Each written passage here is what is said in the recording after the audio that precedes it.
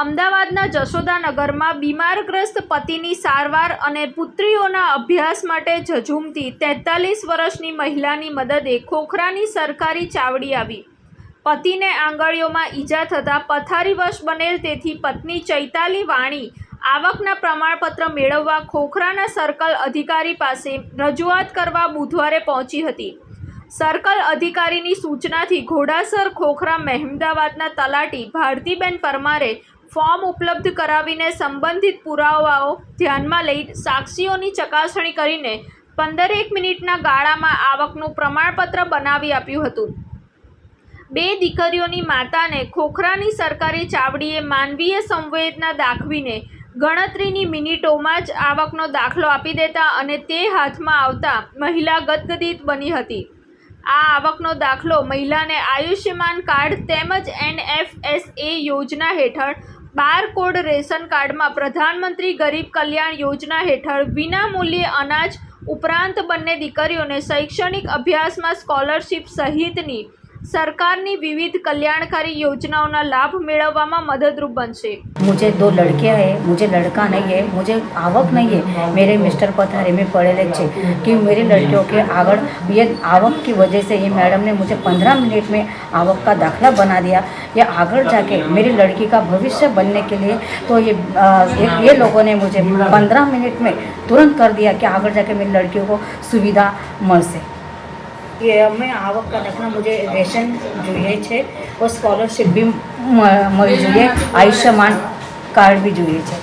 जो सरकारी जो योजना है जहाँ जहाँ है तो ये मुझे आवक की वजह से मुझे मिलेगी, मुझे ये लाभ मिलेगा। मारा पिताजी 2 વર્ષથી દવાખાનામાં છે પથારી પર અને મારી બેન અને હું મારી માતા નાનું મોટું કામ કરીને ઘર ચલાવે છે। હું અને મારી બેન ભણીએ છીએ જેવી તેવી રીતે, પણ અમને કોઈ ભય નથી।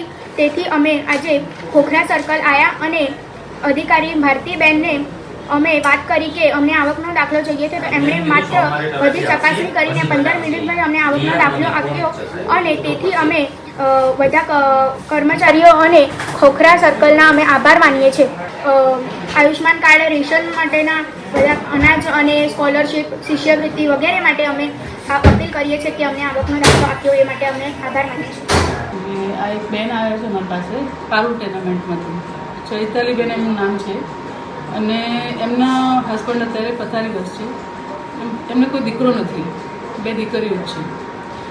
એટલે અમે અત્યારે એમને આવકનો દાખલાનું કાઢવાનું જે એમના સંબંધિત પુરાવા હોય છે આવકના દાખલાના એ લઈને અમે એમને આવકનો દાખલો અત્યારે હાલ સ્થળ પર કાઢી દઈએ છીએ, બરાબર, જેથી એમના પતિની સારવાર થઈ શકે અને આયુષ્માન કાર્ડનું જે છે લાભ એ લોકો લઈ શકે।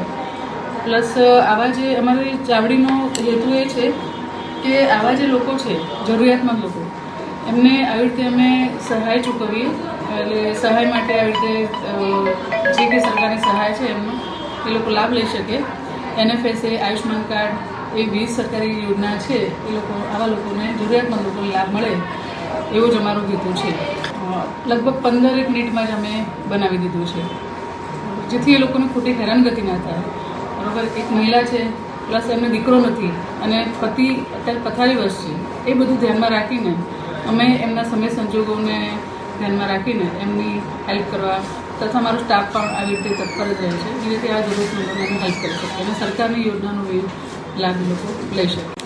એટલે સૌથી જે પાયાની જરૂરિયાત છે આવકનો દાખલો, બરાબર, એ અમે આવકનો દાખલો ફર્સ્ટ ઓફ એમને કાઢી દઈએ છીએ, જેથી કરી એમનું આયુષ્યમાન કાર્ડ નીકળે, જેથી એમની કોઈ હેલ્થ સંબંધી હોય એ બધી જે બીમારી કંઈ હોય એ આયુષ્યમાન કાર્ડથી એ લોકોને સારવાર થઈ શકે, બરાબર। બીજી જરૂરિયાત એવી છે કે જે રેશન કાર્ડની જે જરૂરિયાત છે, બરાબર, NFSAમાં એવું હોય છે કે લોકોને જે ઘર વખરી જે હોય એ બધી મળતી હોય છે, બરાબર, તે સાબુ આ તે દાળ ચોખા, બરાબર, એટલે NFSAનું એમને એક હેલ્પ થઈ જાય અને આયુષ્માન કાર્ડથી એમને હેલ્થ સંબંધી જે કંઈ હોય તકલીફો, બરાબર, એટલે એની સારવાર થાય। હા, એટલે એ લોકોને કે સ્કોલરશીપને એવું જોઈતું હોય તો એમાં આ જે દાખલો હોય છે એ ઓછી આવકનો દાખલો ખરેખર એ લોકોને કોઈ આવક છે નહીં, દીકરો નથી, બરાબર, કોઈ આવકનો સ્ત્રોત નથી એમની પાસે, તો આ જે આવકનો દાખલો એ લોકો ત્યાં સ્કૂલમાં કેવી રીતે આપે તો એમને છે ને સ્કોલરશીપ લેવામાં મદદરૂપ થાય, જેથી એ લોકો આગળ અભ્યાસ કરી શકે। એટલે અભ્યાસમાં પણ એવી રીતે મદદરૂપ થાય.